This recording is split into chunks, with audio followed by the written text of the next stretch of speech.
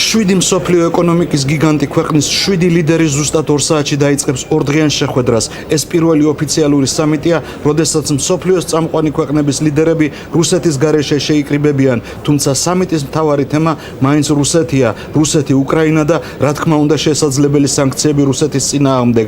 სამიტის წინ ევროკავშირის უმაღლესი ხელმძღვანელობა აცხადებს, რომ ევროპული გაერთიანება კიდევ ერთ შანსს აძლევს რუსეთს და მხოლოდ წერტილოვანი სანქციებით შემოიფარგლება, თუმცა მხოლოდ ამ ეტაპზე. აღსანიშნავია, რომ შეერთებული შტატები და კანადა მკაცრი ეკონომიკური სანქციების დაწესებას მოითხოვენ რუსეთის წინააღმდეგ, თუმცა რამდენად გადამწყვეტი იქნება ამ შემთხვევაში საფრანგეთის, იტალიის ან იაპონიის პოზიცია, რომლებიც ჯერჯერობით მკაცრი სანქციების აუცილებლობას ვერ ხედავენ, ხვალ დღის მეორე ნახევარში გახდება ცნობილი. თუმცა სამიტის დაწყების წინ ევროპული საბჭოს პრეზიდენტმა ჰერმან ვან რომპეიმ პრესკონფერენციაზე განაცხადა, რომ დიდი შვიდიანის ლიდერები რუსეთთან მიმართებაში ყველა შესაძლო გზებზე იმსჯელებენ და აღნიშნა, რომ საქართველოს და მოლდოვას ასოცირების ხელშეკრულებაზე 27 ივნისს ხელის მოწერა მეტად მნიშვნელოვანია გაერთიანებული ევროპისათვის. აქ ჭრა რომპეი.